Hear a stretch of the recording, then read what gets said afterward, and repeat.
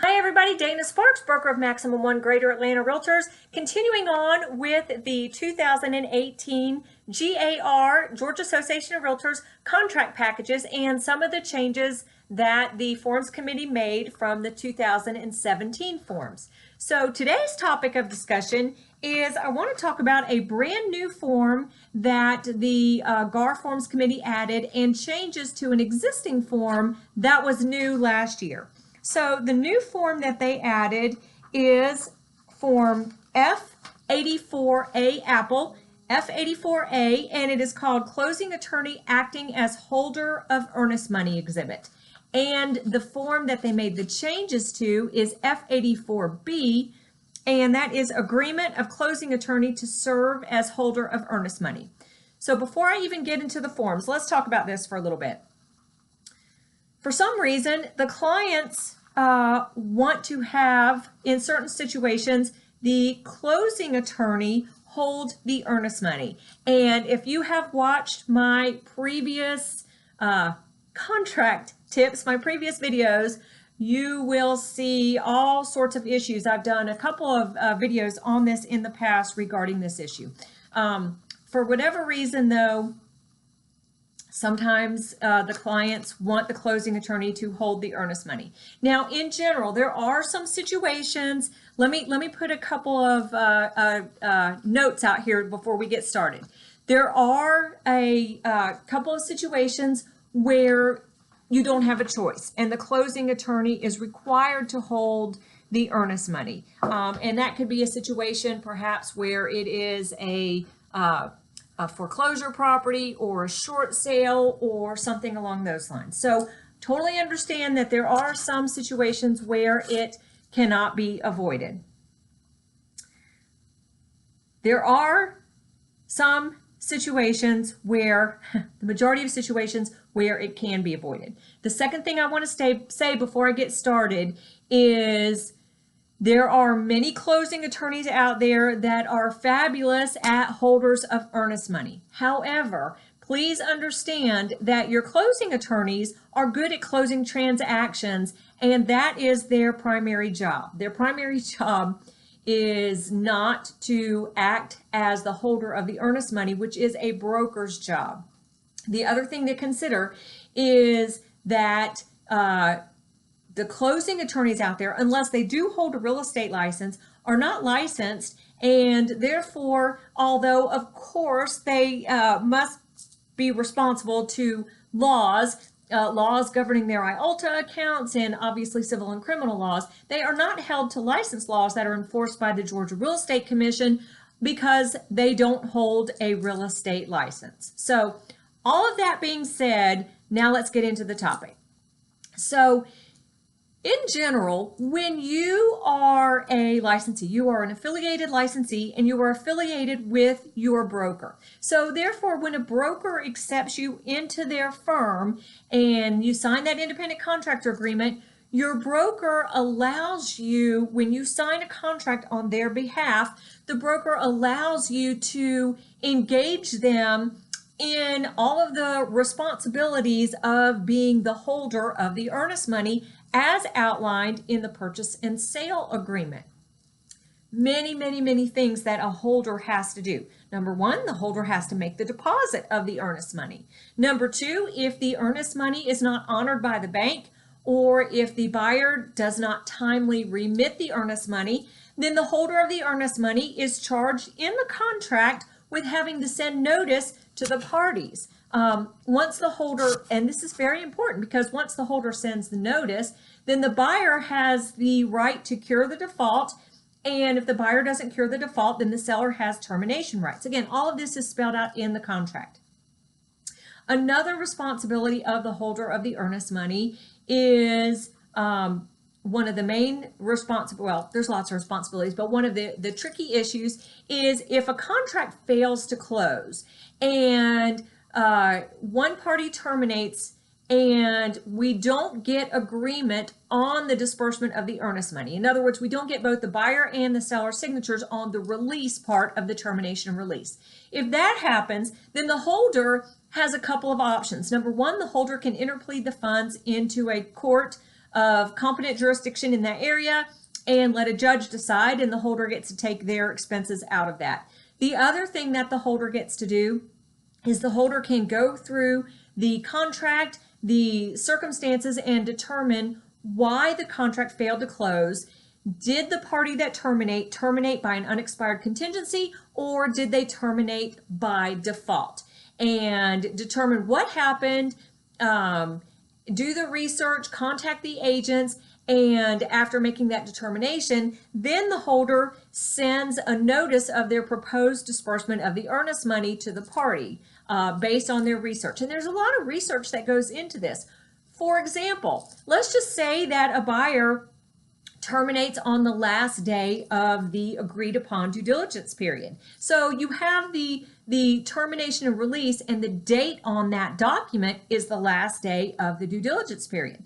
But there's more to that. The holder of the earnest money must do the research and contact the agents and request a copy of the email when that actual termination notice was actually sent to the other party. In other words, if a buyer terminated under due diligence, the broker has to contact the buyer's agent and request a copy of the actual email with that termination notice as an attachment. So regardless of the date on the TNR itself, was that notice actually sent to the listing agent on the last day of due diligence, or on the following day? Anyway, all kinds of those sorts of issues go into the research to determine who gets the earnest money. Additionally, these notices are sent out by certified mail, return receipt requested, and they are sent to the parties as well as to the broker. So there's research that goes into getting their proper mailing addresses, sending them certified return receipts, so forth and so on. And then depending on if there's any objection, so forth and so on, there's the actual disbursement and notice of disbursement when it's actually dispersed. So there's a lot that goes into actually being the holder of the earnest money. So prior to last year, think about it.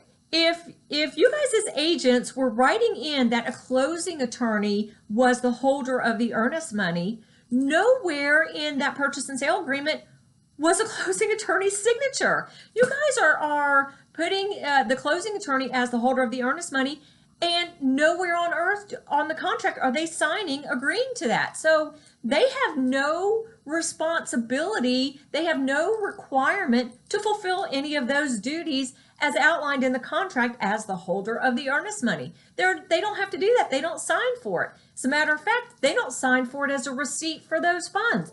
They're not required to make a deposit.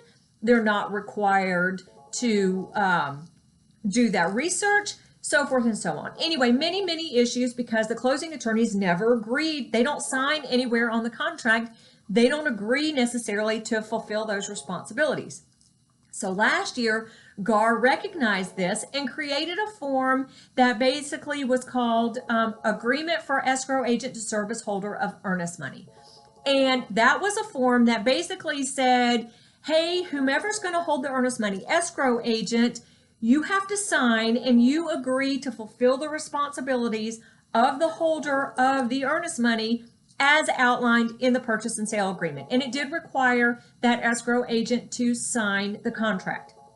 Additionally, there was a space in the form last year and this year where the holder of the earnest money could take out a fee for serving in that capacity. Last year's form, that fee actually was deducted from the earnest money. So you can't take fees from trust money. So GAR has actually changed that this year. Thank you so much, GAR. We really appreciate that. But anyway, so that was GAR's attempt last year to at least recognize that we need to get these attorney signatures agreeing to be the holder of the earnest money and fulfill all those responsibilities as outlined in the purchase and sale agreement so that the agents know what to expect, the brokers know what to expect, and the buyer and seller know what to expect if there was an issue and a contract failed to close. However, when agents, you guys work all kinds of crazy hours. Y'all work in the evenings, you work on the weekends, you work at many, many times when it's not always possible to get a closing attorney's signature on that document. That being said, GAR recognized that issue, hence the creation of the brand new form, which is called Closing Attorney Acting as Holder of Earnest Money Exhibit. So number one, they took out the term escrow agent and just made it strictly a closing attorney. So basically, GAR has created a form that you as agents have access to when you are negotiating a contract between a buyer and a seller, where you basically name the closing attorney, but you're not required to get their signature yet, because as you're negotiating and you're not able to get the closing attorney's signature, you can still fill in a closing attorney's name as the holder and name them. So this is the form, this is the brand new form, F84A, Closing Attorney Acting as Holder of Earnest Money.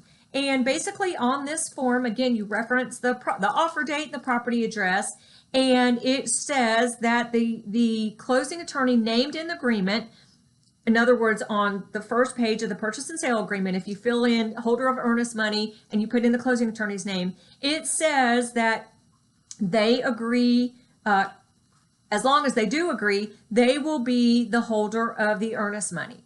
Then it says that the closing attorney must agree to be the holder within 3 business days. It says the closing attorney shall not become the holder unless within 3 business days after the binding agreement, they sign the agreement, which is the next form, F84B, agreeing to do that, and they deliver that signed form back to the buyer and the seller. When that occurs, then the closing attorney is actually deemed as the holder of the earnest money and agrees to fulfill all the responsibilities outlined in there.